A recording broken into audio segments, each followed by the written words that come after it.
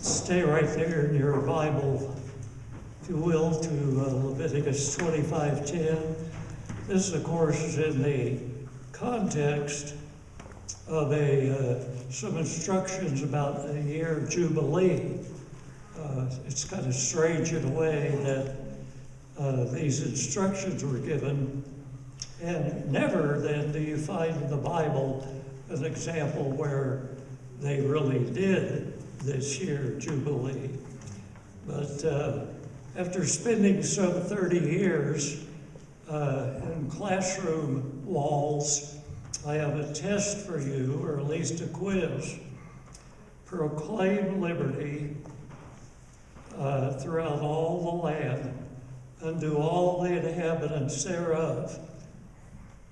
What famous, and I do mean famous, and you probably, most of you will know this, that part of that verse, where is that found in our country's history? Nobody? That verse was engraved on the crown of the famous Liberty Bell. The famous Liberty Bell, by the way, which was first cast over in England about in the 1850s. Brought it over to this country, and the people didn't like the sound of it. They recast it. And again, it didn't seem to be just right. So they actually had a third casting of the Liberty Bell. And again, at the top of the crown, that Liberty Bell said, proclaim liberty throughout all the land unto all the inhabitants thereof. Now I am going to, by the way, as another little thing, that Liberty Bell did not ring on July 4th, 1776. They actually didn't ring that until about 4 days later on July 8th. By the way, during the War for Independence, the Liberty Bell was taken and hidden underneath the floorboards in a church. And of course, today you can go Philadelphia and see the Liberty Bell. Now, if you see it today, it will have that crack in it. At that time, in the 1776, that crack was not there. By the way, it's I understand that when it did ring after the third casting, it was an E flat. So it's just a perfect tone, evidently, an E flat for you musicians there. Now, religious liberty is the name of a little message I have here this morning. And I would like to start by giving you a personal, upfront, eyewitness account about religious liberty. In the early 60s, my wife and I became, before we were in the church, became heavily, and I mean heavily involved in partisan politics. I eventually became city chairman for a state candidate. I became a county chairman for another person. I worked on national campaigns. Privately, I'll give you the names, but I won't say it up front. But anyway, I was heavily inside. I was on the inside of a lot of these politics, even to the extent that my wife and I, got our own personal invitation from Ronald Reagan as he was first inaugurated as governor of California. But with my early experience in partisan politics, when I did join the church, the religious liberty area was, of course, just a natural thing for me. Now, at that time, there started to be a huge movement down in the late 60s, early 70s, a huge movement, particularly with the Teachers Association, to organize and unionize and, grab that kind of power. Now, our church was concerned about this unionization and how this might affect some of our members. So there was a thing that had just recently been established, about 69 or 70, thing called Church State Council. The pastor that happened to baptize me, a fellow named Jerry Friesen, had been transferred up to the Sacramento Central Church. And he was officially assigned to go down to the state capitol, maybe at least one day a week, to try and share and visit with these legislators. Now, as this bill started working its way through the legislature in those days, again, they became aware, they knew about some of my prior involvement. And I made more than one trip up to Sacramento to visit some of the people, of course, that I knew, and that Jerry Friesen, and the people that were in the Church State Council at that time was an attorney called Claude Morgan. Anybody have any remembrance of him at all? And he was the vice president, and the president of the Church State Council in those days was a John B. Stevens Sr. Any recognize that name? He just passed away. Thank you. He just passed away last November. But anyway, I had gone up to Sacramento. The bill in question was being carried by actually a former teacher, a senator named Alan Blair was in the Senate. Alan Rada. And again, different people were visiting. Now, let me digress for a moment.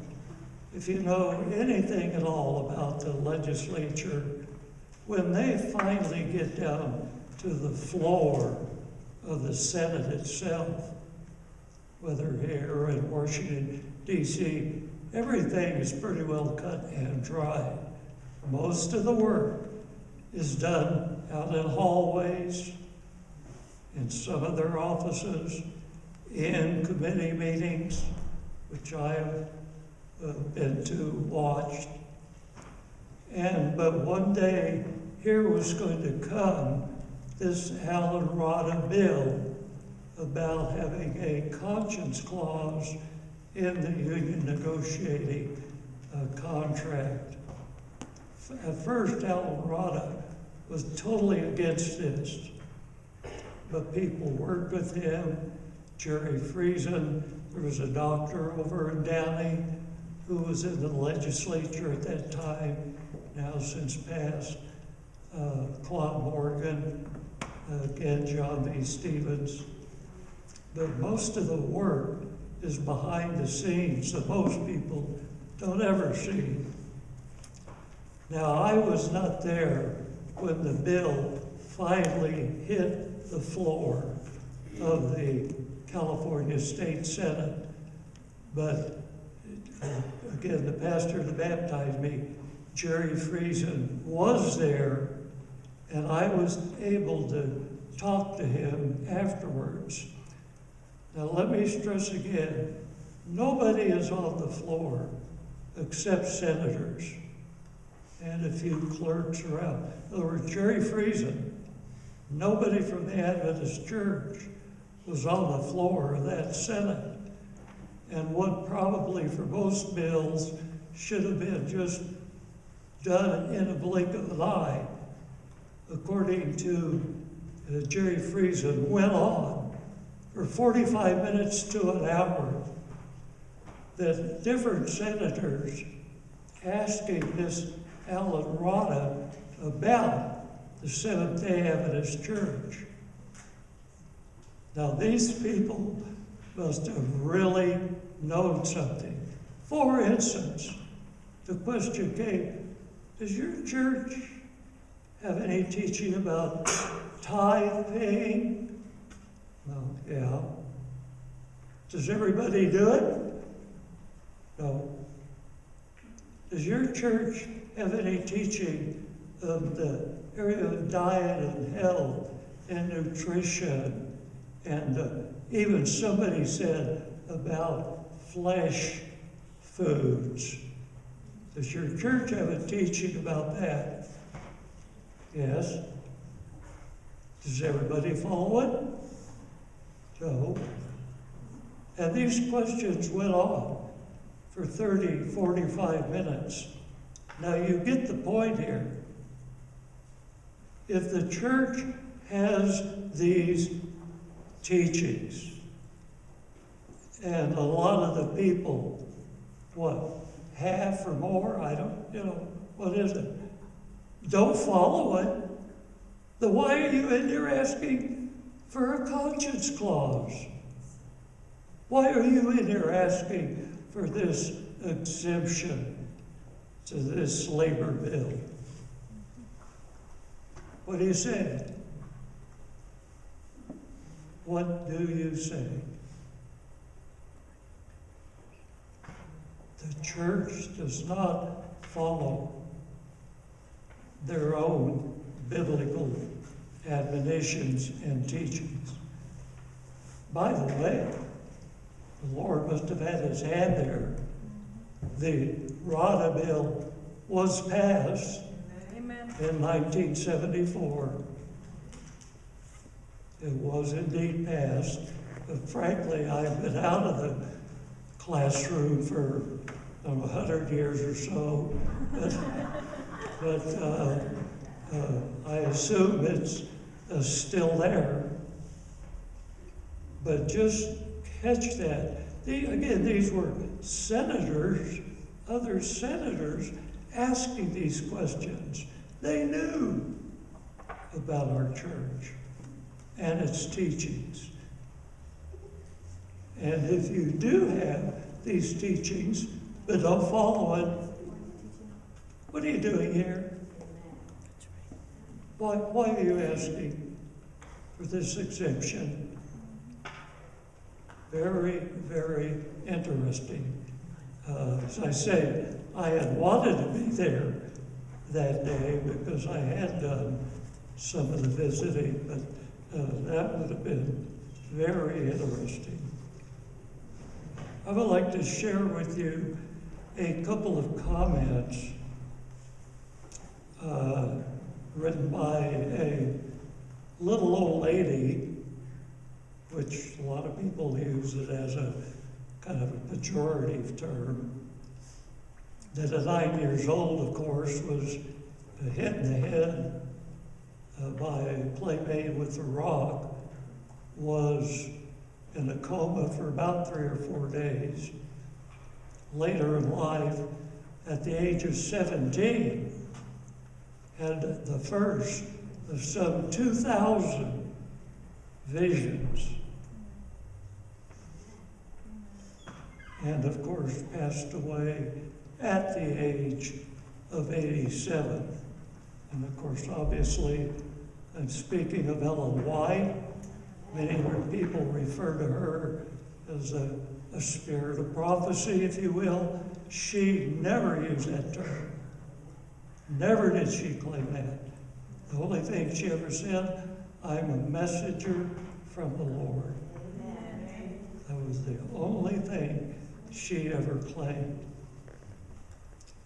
What two things did she claim that gave our country its prosperity and power?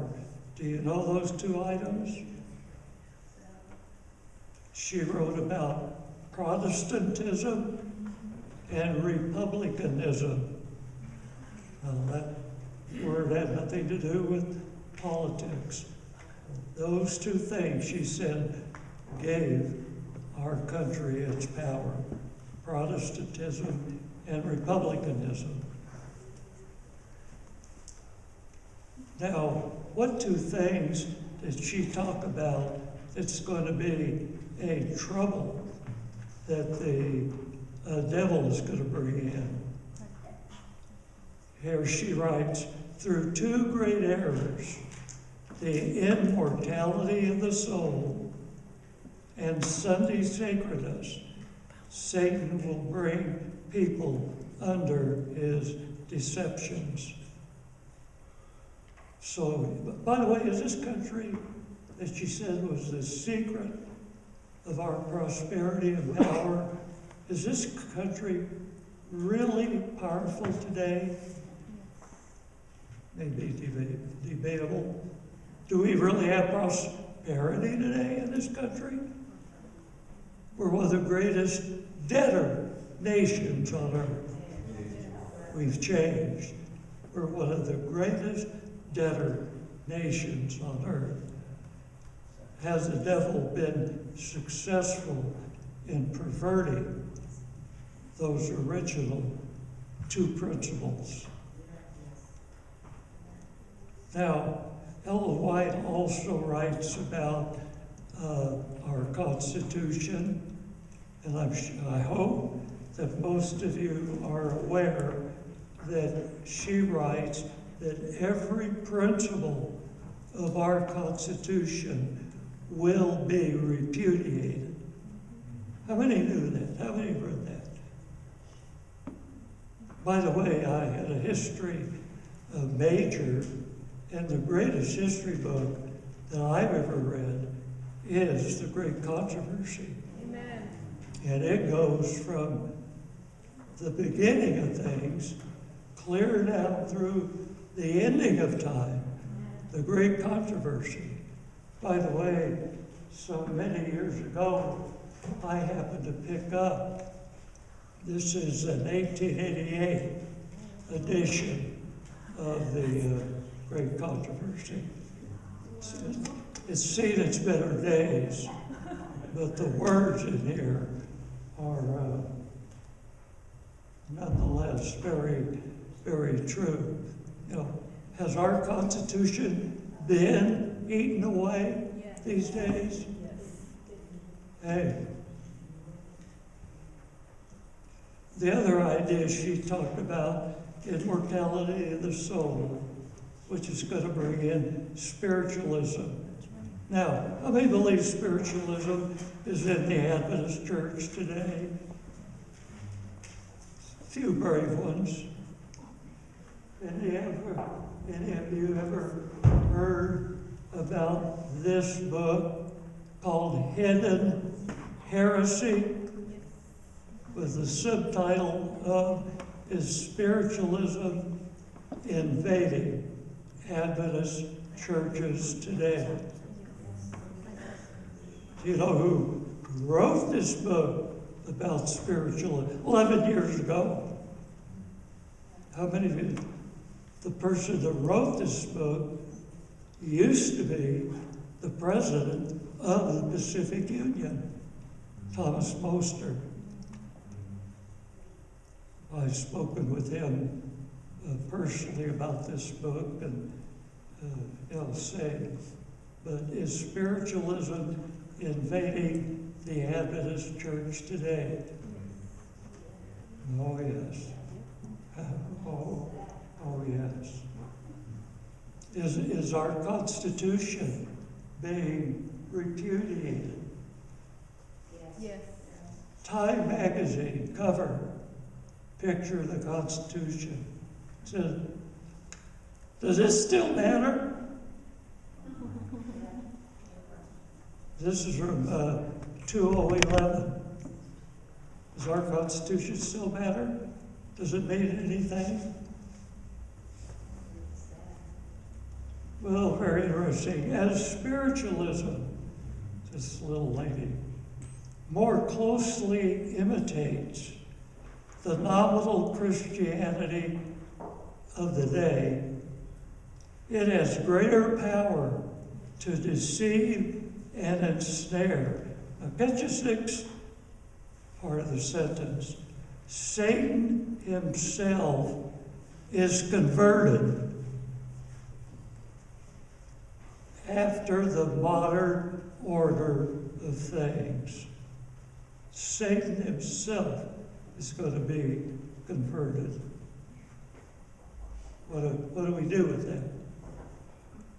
Rulers and statesmen who occupy positions of trust and authority, thinking men and women of all classes have their attention fixed upon the events taking place. They are watching the strained, restless relations that exist among the nations. The world is on the verge of a stupendous crisis. You know when that was written? 1905. 1905. You know, why sit we here idle, as Patrick Henry said? What do men want? Is peace so sweet, or liberty so dear to be purchased with the price of chains and slavery? And how did Patrick Henry finish this? Forbidden Almighty God, I know not what others may say, but you finish it. Give me liberty, or give me death. By the way, is that going to happen? We right now have Adventist pastors in jail. Now, all the time back in Silver Spring, Maryland, the General Conference Fall Council is being held. And one of the topics, if you've been reading or somewhere, is about this idea of ordination. Should women be ordained, officially ordained, as a pastor of a church? Never in this church's history has that ever been so. Amen. 3 times it's been voted on. The most recent time in 2015 down in San Antonio. This conference now, and pardon me, you could wash my mouth out with soap later, but this conference right now, and I've heard others say it, is in rebellion. This conference, because we have a woman as president of this conference. By the way, at the General Conference meeting in 2015 in San Antonio, she was not allowed to sit Amen. as president of a conference. Amen. She could attend, somebody got her in, but she could not attend under that title. Our General Conference president, who is who? Ted Wilson, called up the Pacific Union president, which is Ricardo Graham. 2 years ago, just before they were going to vote in Sandra Roberts as president of the Southeastern California Conference. And the General Conference president said, don't do that. Do not do that. we will not recognize it. Amen. And at the constituency meeting held down, and I believe in Colton at that time, the majority voted her in. Will the majority forsake us? Yes. Are we told the majority will forsake us? Yes. Absolutely. Absolutely. Well, I have several things here that I could share with you, but just one last item, and I have copies of this. President Obama appointed a fellow named Castro to be the chairman of what is called the United States Commission on Civil Rights.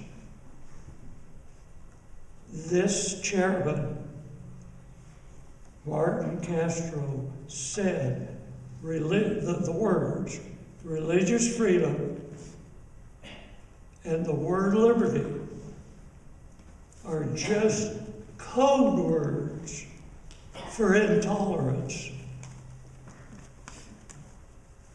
Obama's special appointment to the Civil Rights Commission, head of it, says of religious liberty, those words, and religious freedom and liberty are code words for intolerance. I have copies of this for you all. You have those there. And also, the Department of Justice has come forward and said that lawyers can start to argue against religious speech. Are we always just going to be comfortable in coming in? Isn't this nice? And, everything is lovely.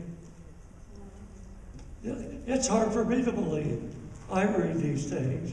I keep up with this. Sometimes I find, wow. By the way, I'll give you 3. Look up on the website a thing called Fulcrum 7. Read that website. Another website, just type in "and vindicate." And vindicate. And you can pick up a lot of your, of course, there's a churchstate.org and various things like that. But pick up your copy of this if you're interested. Finally, again, going back to my classroom, how do you spell liberty?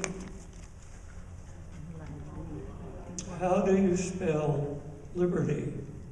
Lord, help us understand. Take it to our leaders to proclaim throughout the land. Help us spell it in a way that's clear to every man. L is for our only Lord. Amen. Beside him there is none. Amen. I means in his image. Amen. He created everyone. B stands for the Bible, for the Word of God made flesh. E means every knee shall bow and every tongue confess. Amen. R means righteousness exalts a nation such as ours. T means teach what Jesus taught, for he has given power. Y is for each yearning heart that yields to God's command to keep proclaiming liberty throughout our troubled land. May God guide and bless. Amen.